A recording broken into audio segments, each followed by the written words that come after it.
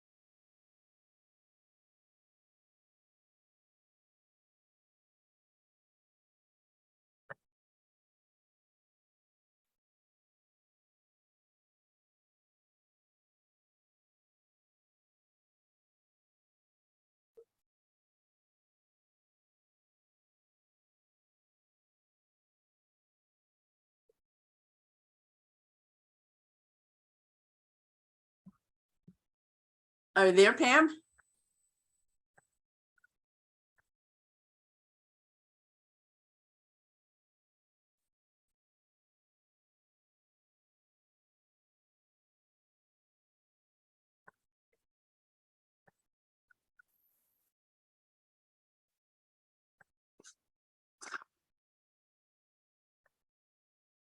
Hi, Pam. Hi, Loretta. How are you? Pretty good. How about yourself? Just fine so far. Oh, good. Oh, gosh. Cold, cold, cold. That's Oh, all I my can goodness. say. But it doesn't look like we're going to get that huge storm. Oh, thank goodness. You know, my daughter's got to drive down on Friday from Massachusetts, and I'm just glad it's not going to be the snow and she'll be able to get here safe and sound. I know. I just think it's ridiculous that we have this holiday that everybody feels they must travel in the worst time of the year. Yeah, you're right. You are so right. Why don't we have it in June? You know, I mean, well, like Australia, it's summertime and Right. they're having it. right. You know, we're just in the wrong hemisphere. And I heard that there were a lot of planes that were already being canceled. I guess in the West, Really? they're having Oh, lot of- all like of that Chicago. storm that I guess we're just going to have rain. Yeah. It seems like they're going to have serious wet white stuff. Yeah, they said, I guess Chicago, it could be the worst snowstorm in, I don't know how long they were saying, you know, really terrible. Unbelievable. I know. Yeah. Well, It's not unbelievable anymore. There's a lot of the worst of everything happening. True. Because of climate change. You know, That think is of all the true. fires in California and all that, and everywhere. it's everywhere. Yeah, drought everywhere. It's wow, it's crazy. Not gonna get any better. Well, you Probably know, not in our lifetimes. Yeah. not in our lifetime, you're right, but hopefully in those that come after us, they'll do something. Okay. Hey, Bill. Hello, how's everybody? Pretty Good. good. How are you, Bill? The two of you, how are the two of you? We're doing fine. Stephanie will be here in a second. So are you all set for the holidays? Oh, Hey, Or did that draw a funny look? Panicked, a little bit panicked. Here. hi, Stephanie. Hi. Hey. I think Christine is coming. I know Janet's away and Gwen has COVID. She wasn't sure whether she was gonna Oh, no. work Oh, today. And if she didn't, she thought she could make it, but I haven't heard from her, so I don't know. Hmm. Got it. Quite seriously, I guess. Ooh, Oh. that's not good. Yeah. Yes, it's creeping up again. Yes. That and RSV and flu. Yeah. Yeah. Yeah, my son was out of school for 6 days last week, and then he missed a day this week. He's been sick a lot, and he's in pretty good shape. So yeah, it's crazy. I was in the grocery store today and hardly anyone had a mask on. I felt like I was the only one wearing one. Really? And with all these illnesses going around, it's like crazy. Why aren't people wearing them? I thought it was weird. We had to Yeah. take our dog to the vet hospital in North Haven. And we were the only people wearing a mask. And when we went in the room, the tech said, "Oh, you don't have to wear masks here." Oh, yeah, you do. Oh, no, we're gonna wear a mask. And she said, "Oh, do you want us to wear masks?" And I'm like, "Oh, only if you don't want to get sick, but totally up to you, you know." Yeah, I've had I was- people say to I was me, kind of flabbergasted. Yeah, There, it's a I high think- traffic area. I know, and I mean, there are tons of people coming in, and I was like, "Really, you're a vet hospital? Surely you know about disease transmission." Just Yeah. saying. yeah, I've had people say to me, you don't need to wear a mask. And I say, well, what if I told you I had COVID? Then would you want me to wear a mask? That's like, yeah. You gotta be I know careful. what They you're might shoot thinking. you. Well, yeah, I know. That's true. No, I only thought Yeah. about saying that. I didn't actually say it. So, oh, boy. Well, someone I know was at a gathering and she was talking to this person, and the person said that they had COVID. And she started backing away. And she said, "Oh, I'm not contagious." What? Right? I mean, so my friend went to the other side of the room. Kept her. I don't understand. Wow, people. I would have opened windows. Yeah. I think I would have left. Yeah. Yeah, that's the safe thing to do. Because we Hi, had Christine.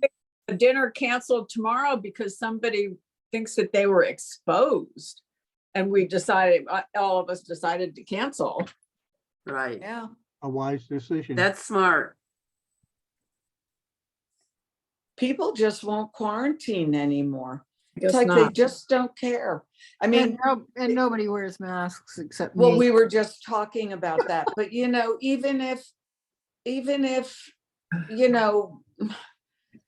you don't care about yourself having COVID, what about the people you're coming into contact with? I Yeah. mean, there is no thought or consideration for others. Yeah. That have no idea what you're carrying and breathing on them. It aggravates the living daylights out of me. Well, I'll tell you that the last couple of times I've been at the co-op, each time I go, more people are masked there, That's good. including several of the workers. For a while, the workers weren't, but now Yeah. several of them have. So Yeah, I That's a good saw thing. masks I went last week. There were a fair number of masks around. yeah, yeah.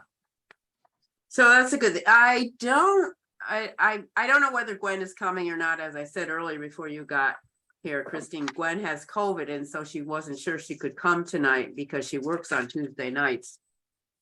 But she didn't know if she was going to go back to work. But anyway, we'll start. If she comes, she comes. If not, fine. And I know Janet's away.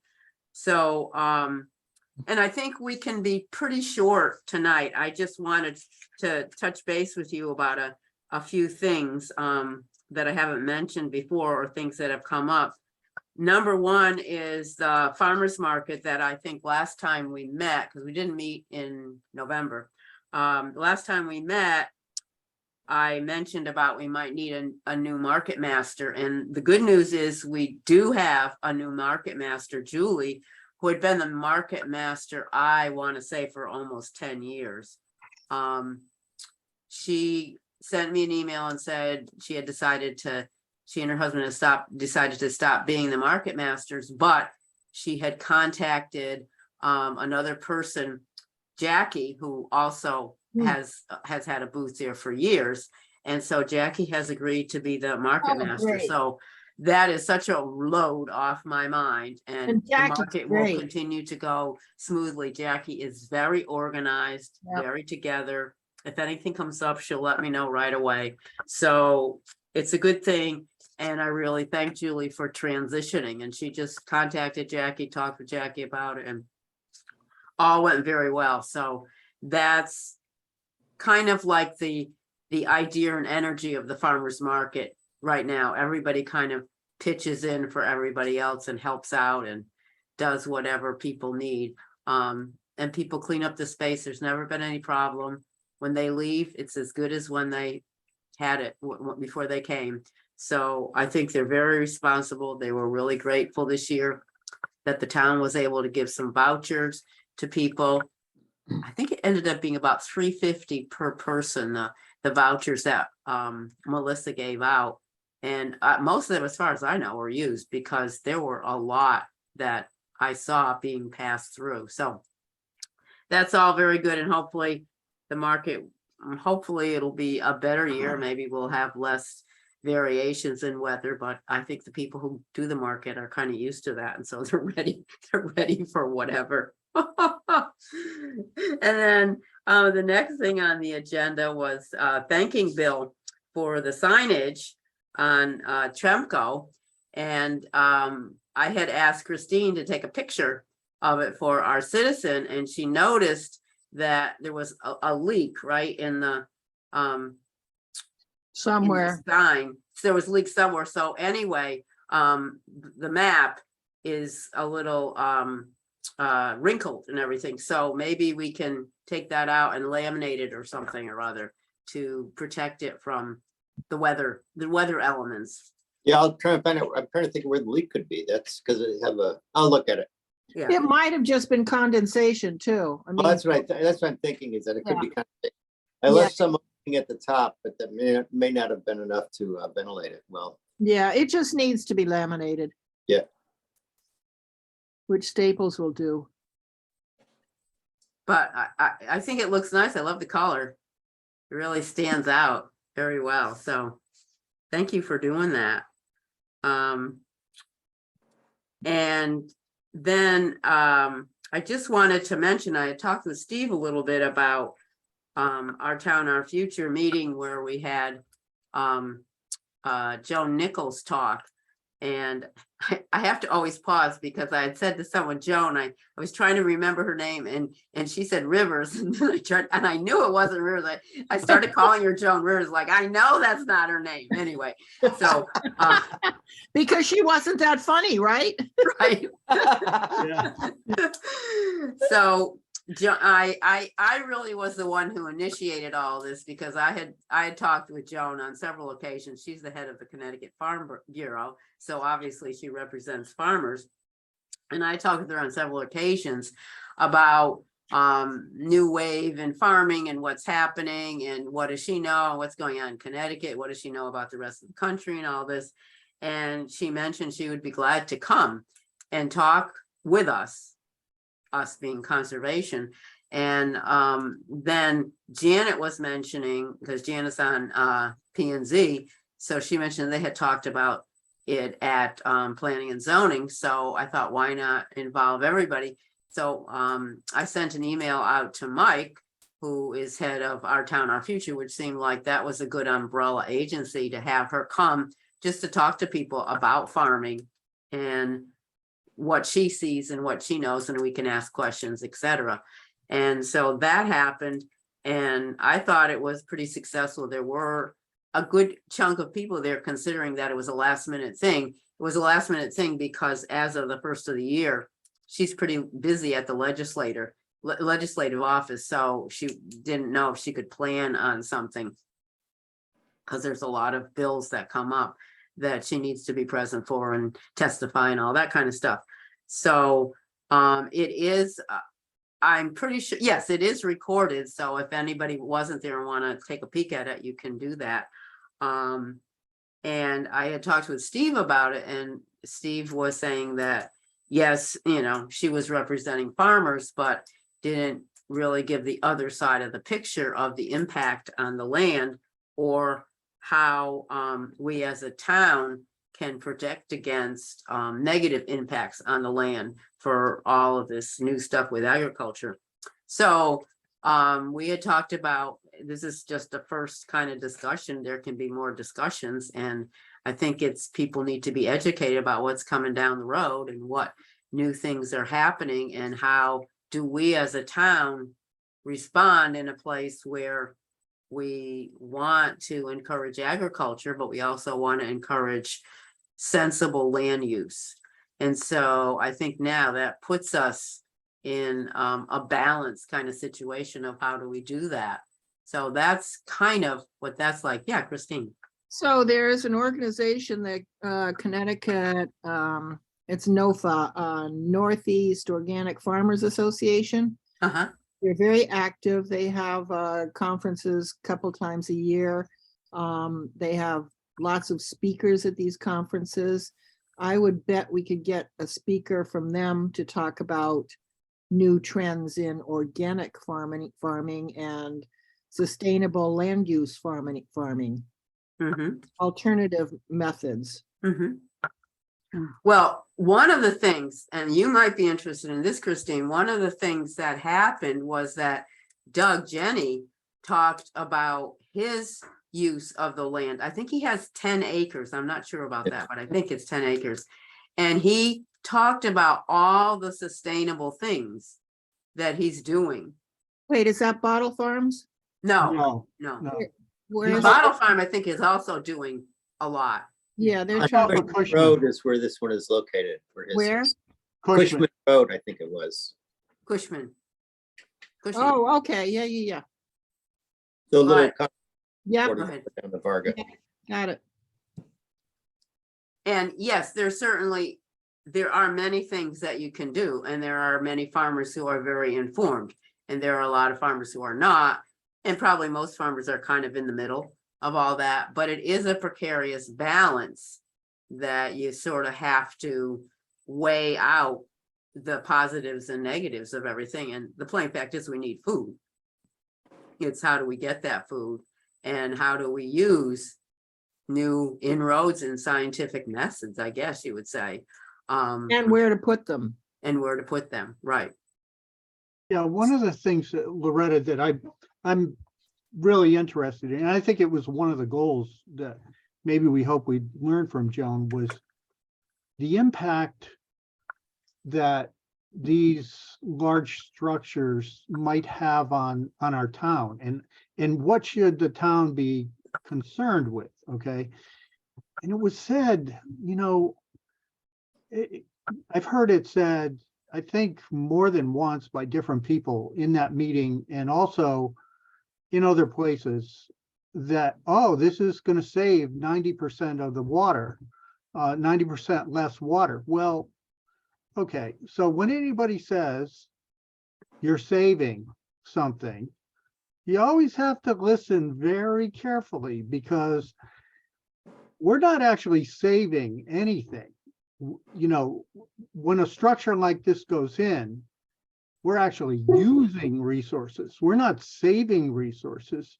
A big structure is going to tap the aquifer, and maybe as compared to some other thing that's kind of vaporware, it's a savings, but there's real impact on the land, and there's impact on town resources and all that. And that's what I think the town needs to be concerned with, and take into account. It's like the aquifer there, and we talked, that maybe you could get we could get a hydrologist or somebody to come and talk about the impact of things like this.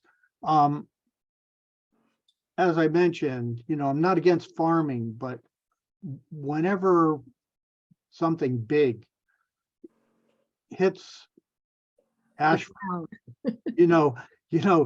you really want to know what the impact is. It's going to use a lot of water. It's going to use electricity. There's going to be additional traffic, and I'm not talking about just one project. I mean, the door is open in Ashford because we don't have regulations that monitor. So there could be 5 of these projects that end up here. Those are things that I think the town needs to be concerned with. And I didn't hear a lot of people, well, she's not a great person to represent. She's gonna, as you mentioned, she represents farmers and she's gonna be an advocate for farmers. So you kind of have to remember that too, so. But she was repeating this, well, saves 90%. Well, no, there's nothing there now. It's going to use a lot of resources. So I think everybody should keep that in mind, Does anybody else have any other comments? Yeah, and it covers arable land, to make a gigundous structure to grow something like microgreens that are garnishes. That's not really food. And putting it on a hay field when hay is skyrocket high. I don't know where farmers are getting the money to pay for hay these days. So covering up hay fields to grow microgreens, not getting it. Yeah, that's sort of project specific, that, I mean, Right. but look at the broader picture. This could be replicated on any farm in Ashford. And somebody could lease their farm to a corporation that does this kind of stuff. So that our town really should be thinking about that, and why they wouldn't want to review, structures, big structures like that is beyond me, but hopefully that'll change. Well, will they, go Go ahead. ahead. Will they bring in dollars to the town? That's the big question. Is that what the town is looking at? You know what? I don't think that's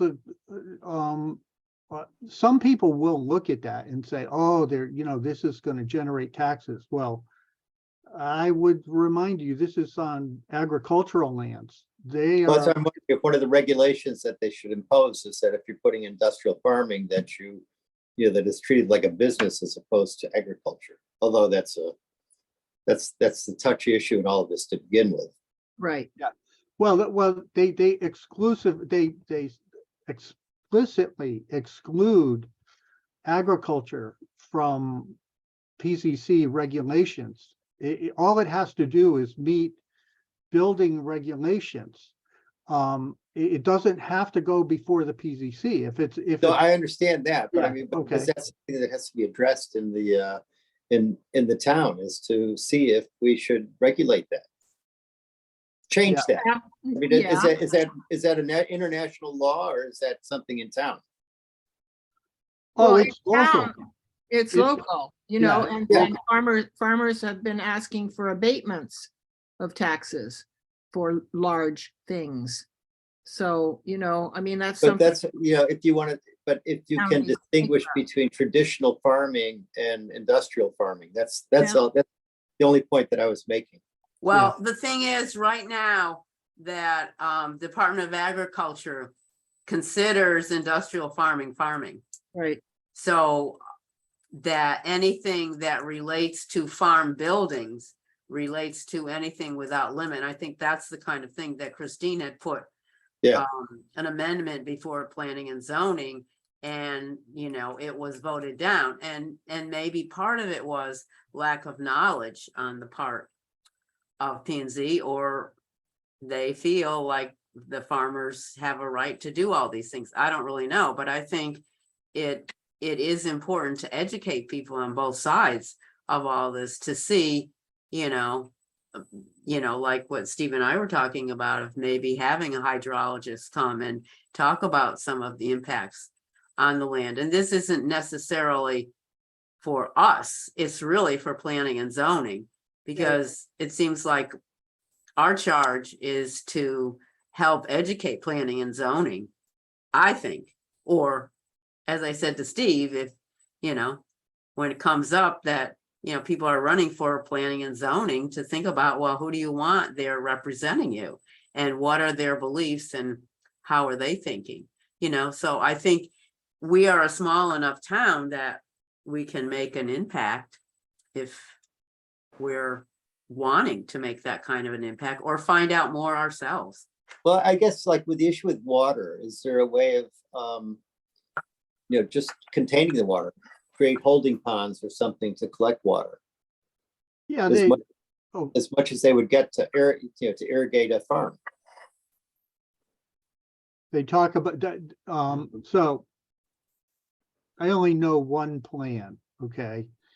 And it calls for drilling wells, maybe. No, I understand that, Yeah. but can you put in a requirement that they do as much as they can to abate the use of groundwater by collecting rainwater? Right, see, Sure, you that's, could, but that would be putting in new regulations. Well, which that's, but what that's, we thought about. is that what we're talking about or not?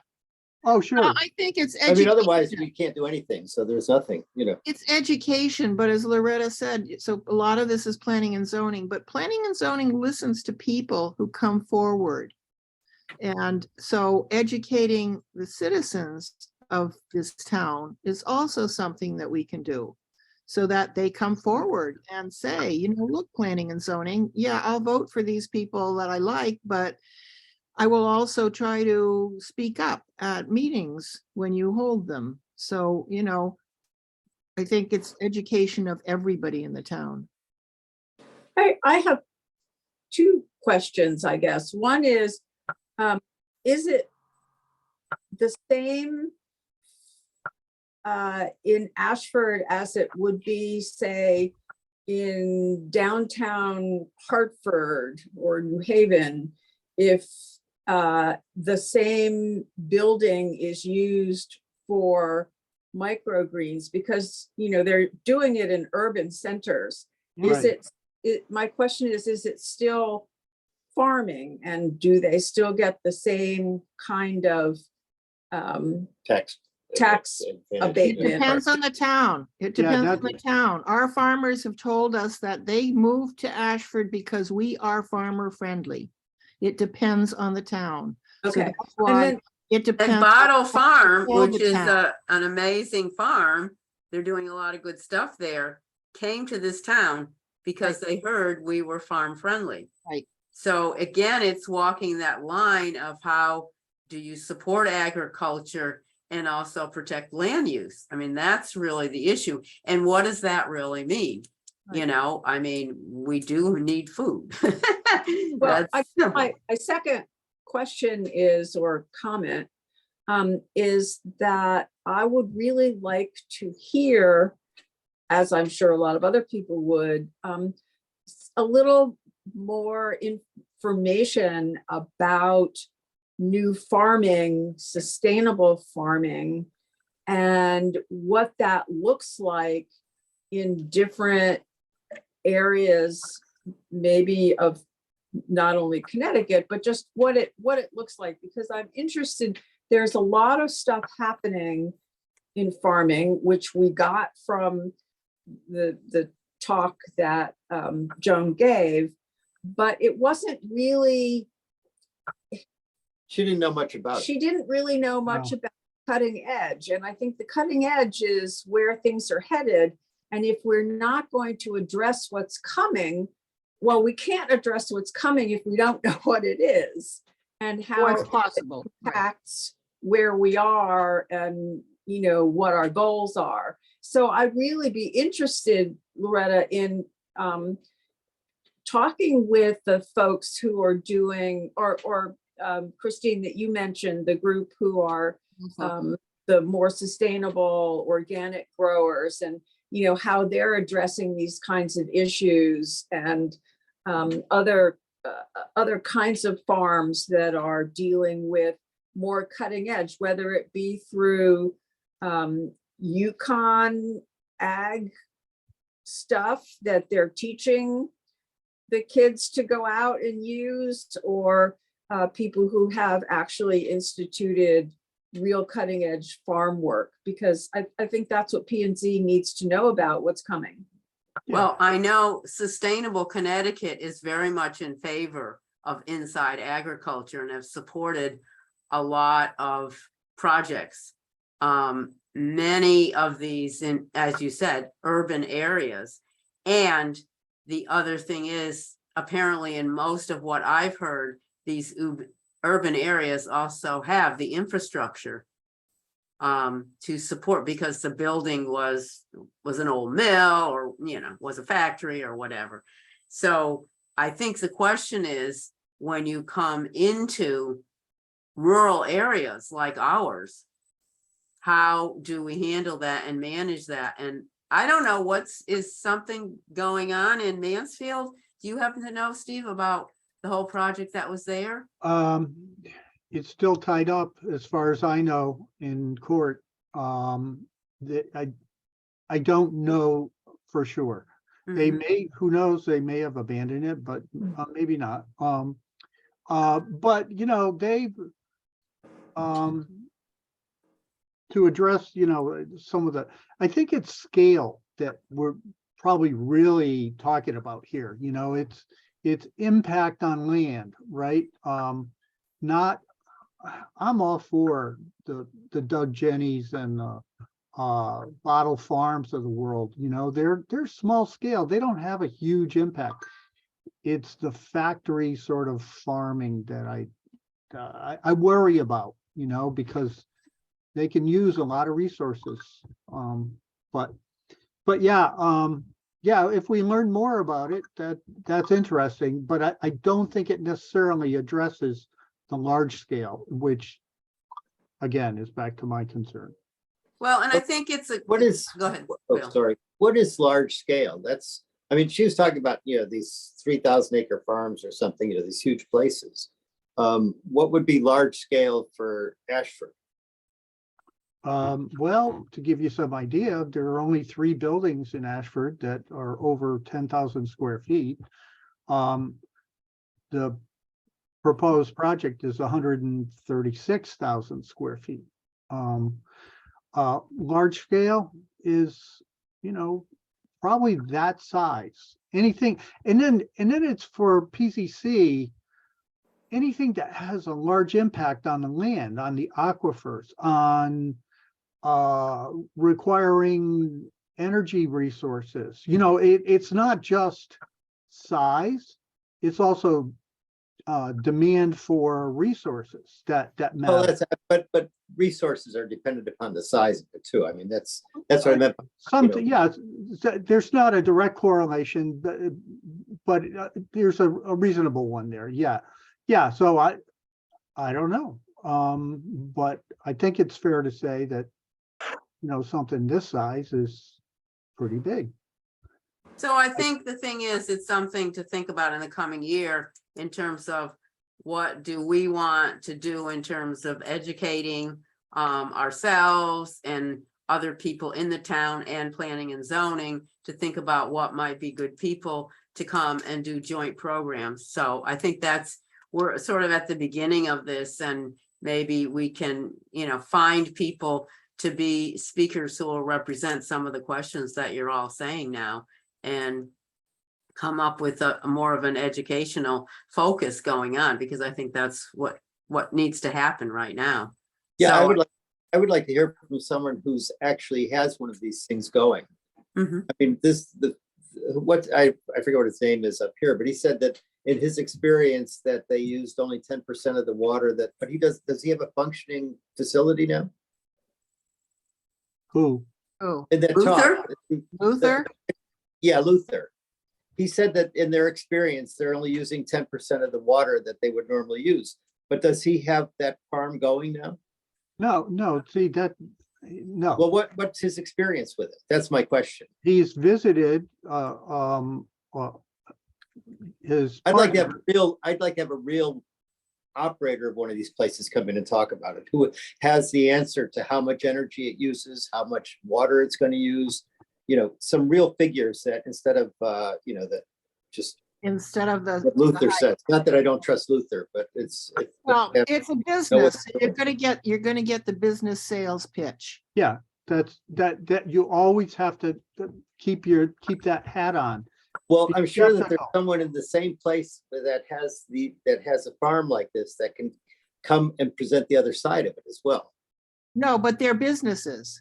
No, I People- understand that, but All of those But, people. but are towns are affected by businesses, so someone from the town, from their conservation commission or from their planning and zoning or Oh. whatever board that you want to come and present the town side of the issue as well as the business side of the issue. Sure. Yeah, That's all that I'm saying. Yeah, if you could find somebody like that, that'd be great, but I don't think So I there are think enough. we need real numbers. Yeah, I don't think there are enough of these around now to, where it's easy to find something like that, and then it also matters, every case is a little different, so. So I just sent around the link for the Connecticut Northeast Organic Farming Association, and you can see they have a ton of podcasts, they have conferences, programs. See if anything tickles your interest in that. And I'm actually a member. I could reach out to someone if you think that would be important. Because I think academics must have at least good theoretical numbers, because people must be looking at this in a pretty hard way to see where the numbers lie. From an economic standpoint as well as an agricultural standpoint. So I have a feeling that there may be some true benchmark numbers or things that you need to look at from a planning and zoning perspective. Right. That we could somehow get somebody to come and talk to us about. Yeah, I think you've hit on a really important point. Look, it's just common sense that you might want a hydrology report for a site that is where something like this is proposed. Every site is different, one of your neighbors could decide to do it. It's not just the site near me,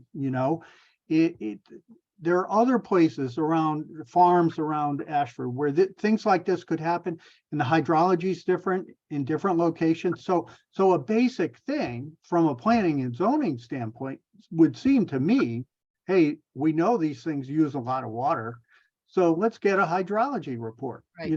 That's just common sense. Which means regulations, Yeah, which don't yeah. exist. It means review by Right. PZC. Review and possible regulations.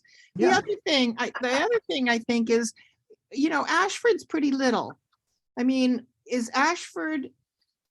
what does the community want? Does the community want to have big giant factory sized buildings, or does the community want to maybe embrace organic farms?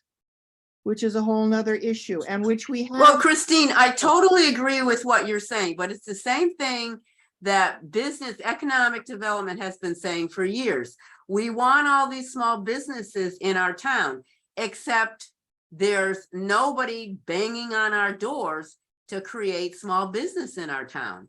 So But you gotta be really knowledgeable. The people that I know who do sustainable organic farming have really researched, have studied a lot, Right, probably have degrees in sustainability, and have spent a lot of time. It's not your average farmer. right. So Absolutely not. that's what you're up against when you try and say, okay, yeah, this is the way everybody should be farming organically. Right. However, is that really going to happen? Practically, probably not. And it's like, okay, you can regulate, but you've got to get through planning and zoning, which I think are very reluctant to regulate farmers. Right. That's just my basic thought on all this. So I know. that's what you're up against. And how do you do that? I mean, it's gonna take quite a while to get through all that. And like I said, there are several sustainable kinds of places that I look at that are really in favor of inside agriculture. I am too, in the right site. I am too. A lot of what they talk about makes total sense. The weather patterns have changed. Indoor farming makes a whole lot of sense for some of those reasons, in the right place. And that's the whole point, in the right place. Which Is is the really the ratio- same discussion that people have had about solar farming. Right, Same exactly. thing. Yeah, True. exactly. In the right place, it makes sense. But if we don't have a planning and zoning commission that looks at in the right placeness, then we're sunk. It'll go on Or, a keep and the other thing is, if we have the people in the town who are educated and aware and want to say something, right. Exactly, so that becomes the issue. There's two ways to right. go on this. That's what I said. Not only educating, planning and zoning, but the community. Yeah, I would say though, I come back to the common sense, PCC has an obligation to do the right thing, whether, what's good for the town. And sometimes, the townspeople don't really understand. That's true almost every time, something controversial goes through PCC, like a Dollar General or whatever, that people don't want it. I don't want that. Yeah, and you hear all this nonsense, but they're pretty smart people, and they know what causes impacts and what doesn't. And, they have the ability to do things and change things so that there are regulations for common sense things. But that's Okay, so I'm Well, sure we'll have more discussions about Yeah, this as we right. go no doubt along. about it. And let's move along to, Steve found this great website, and I think he sent you some information. Hopefully he had a chance to take a peek at it. And he wants to really put up the trails in Ashford, our trails, not the Joshua's Trust runs, but our trails on this website. So Steve, go ahead. Yeah. So I don't know, I'm sorry for the short notice on the links, but essentially the GIS people, Clear, have you heard of Clear at UConn? No. They do a lot of GIS things. I must be on their mailing list or whatever. And I saw this project, Trails, and it seems like they have all the resources that, there's for mapping, and it's a logical extension for them. They've got an initiative to put all the trails in Connecticut on a map, so to speak, so that there's one place you can go to. You can drill down to the town level and look around at opportunities to hike different trails. They can be town-owned trails. I think they have almost all the state parks in their maps. They have a number of trails already. Mansfield has a small sampling of some of the trails there. You can drill down into Mansfield. If you visited any of the links, basically brings up a map like Google Maps of Connecticut, and then you drill down to where you want to go, and you start seeing little icons for trails, and you click on those, and then that brings up details, photographs, a trail description. They show the same thing you did, Bill. They show the trail. You can, I don't know if there's elevation information, but I think you can switch to Google Maps and get that. It's really versatile. I think they may show businesses around or points of interest. Anyway, my thought was, we have a couple trails, maybe 3, if you count the one at Memorial Park, that could be added. And Tremco and Langhammer. And I think Sherry would probably be fine with adding the Memorial Park Trail along the Fenton River there, if you've ever walked that, and just get them on the map. It's I don't think they have a lot of town-owned trails at the moment, but they're growing, and why not get ours on there, I have a couple. Now, I don't know. Does that sound interesting to everybody? Yes. Yeah, great. Yeah, I mean, I'm happy to coordinate it and work with them about it with your input or suggestions, whatever.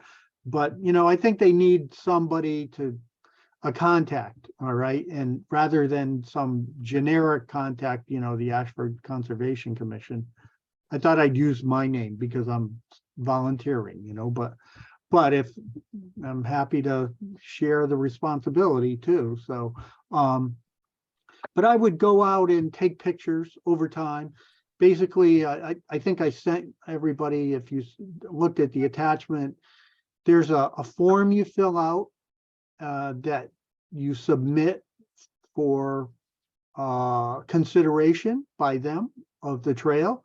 And, they'll come back and they'll say, well, we need a little more detail than what you provided, or, can you get some photos or whatever else. They also they suggest using a mapping program, Avenza. If you dug deep in their literature, you'd see that they have a free version. They also have a paid version. I was thinking of getting the paid version, but I haven't talked to them yet to see whether or not it's actually worth it to do that. But Avenza Maps is interesting too. It's only for your phone, the way I understand it. I don't think it works on a desktop, but if you want to walk a trail, it should do everything that any number of apps, different apps I've used does. It gives you mileage and everything else. They did ask, do you have a map of your current trails? And I know we have one for Langhammer, and Bill, you must have come up with, somehow you generated a map. Yeah, I used Gaia GPS, GAIA. It's Okay. one of the trail mapping systems. I might want to ask you for a copy of that so that we can include that in our documentation. Sure. Yeah.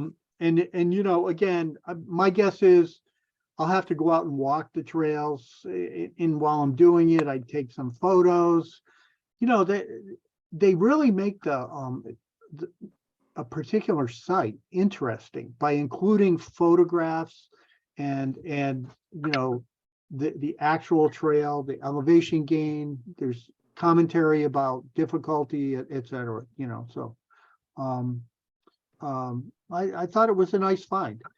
The other question is, we don't put anything about our trails on any website. It's on the Langheimer is on the town website. Is Right. it? Yeah, Yeah. in the commission's page, on our page. Okay. And we Yeah. could For put Noah, the map whatever. that Bill has on also for the Tremco. Right. Why would anybody come to our commission and look for a map, But yeah, it should probably be somewhere else. But that's the whole point of this Connecticut Trails thing too, But that doesn't mean we shouldn't maybe make it more prominent on the town website too, so because that's one of the things they ask. Is it represented anywhere else on a website or on Facebook or wherever, so. It should probably be under Parks and Recreation too. Yeah, that's a logical That place. would be, That's where I Yeah. would look. Sure. Yeah, so we can work on that, but, to get it in the Connecticut Trails thing, I think would be good. It might be the impetus for the town to add some things too, or us to motivate the town to do it, so. Well, I Yeah. think it's a great idea, Steve. I'm glad you found it, and I think it's wonderful Sure, that the more that is put out there, people can find it and use the trails more. That's the whole point of having trails. right, So I think it's great. great. Good, so I'll work on that. I will share any potential submissions, or proposed submissions before I send them in, and then, get your feedback. And I'll probably just say, hey, if you have any feedback, get back to me by whatever, and then go from there. That makes Great. sense? Yeah, Okay, great. good work, Steve. Oh, thanks. Okay, so the last thing I have is that I got a email. I think the email initially came from Mike D'Amato, land use person, about a piece of property. It's the Dubois Forested Acres, which is over by you, Pam. It's on Boston Hollow Road, frontage on Boston Hollow, and also on Nagy Road. Apparently it's about 97 acres. It is apparently well taken care of forested land, and it's for sale. So I got another email from Brian Avery, who is the land protection manager for Joshua's Trust, and they're really interested in looking at this piece of property. And he thinks that the real estate people who have it right now or are selling it are looking to develop it.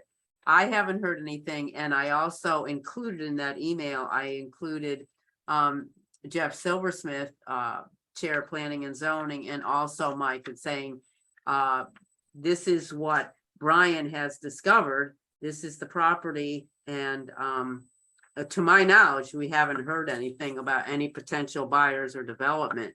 But Brian was pretty excited because part of it abuts Yale Forest, and the That's what I other was gonna part, ask, yeah.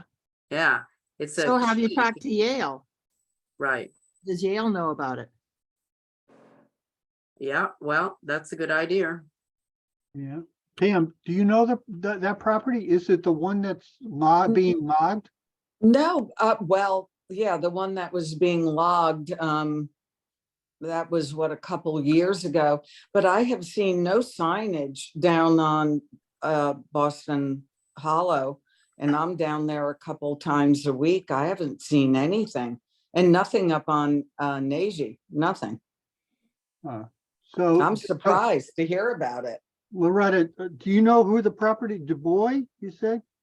Well, he's the person who apparently is selling it, but the real estate agents are somebody from Missouri and Florida. What?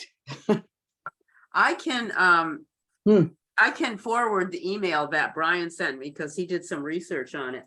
Joshua's Trust was thinking of hopefully getting a grant to maybe purchase this, but I'm not sure Joshua's Trust could come up with enough money to keep that from being taken over by people. But anyway, we'll see. But I just wanted to alert people, if you hear of anything or see of anything, and I told Brian that I would keep tabs on what's going on, whatever the town hears.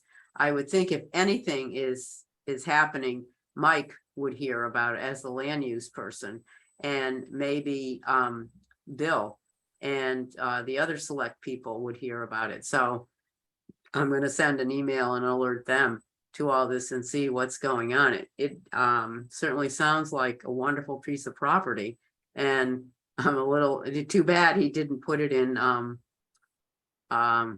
forest management, but obviously he really managed, apparently the land has been managed very well. So it's not like he was really abusing the land. It sounds like he was really taking good care of it. So I don't know what happened. That's all I know. Well, who is it? Who's on, it's, Art is on Nagy Road, right? Art Kelman? Yes, he's Uh-huh. up the Oh. road from me. So he must have bought that land too.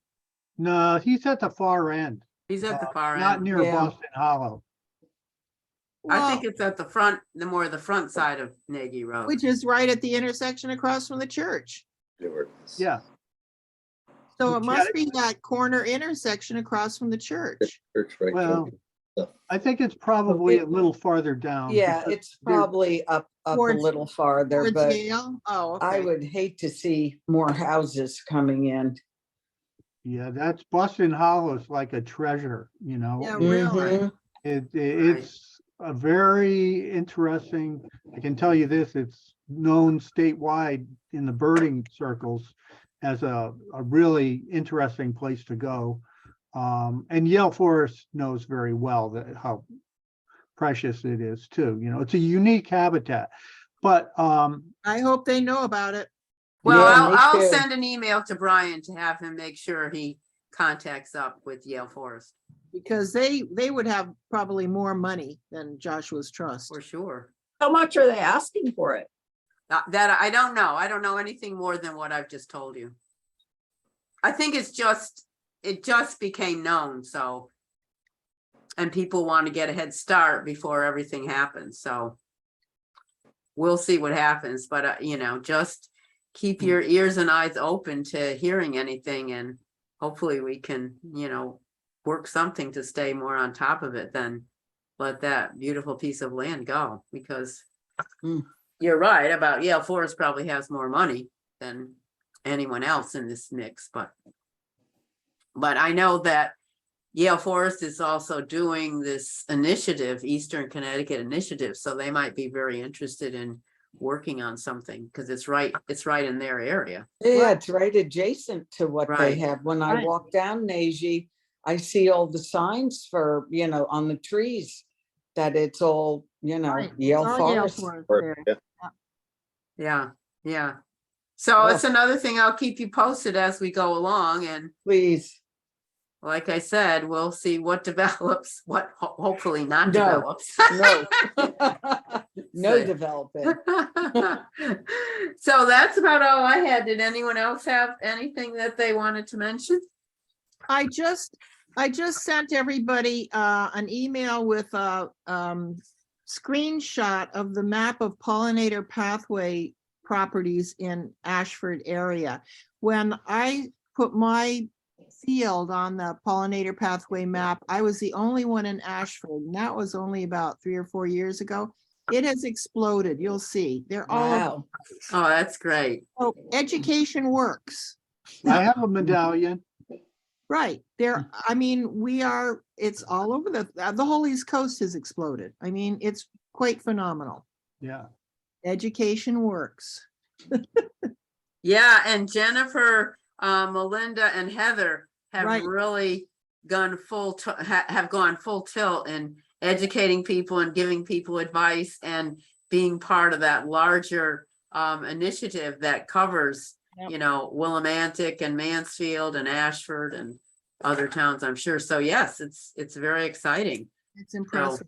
It's good stuff. We're doing good stuff. We just need to continue. I guess it never ends. So everybody have good holidays. Take good You care of all yourself, do. Say, and we'll see you next year. Okay, absolutely. All Right. right. Good night. Thanks for coming in Good this night. busy Thank time. you.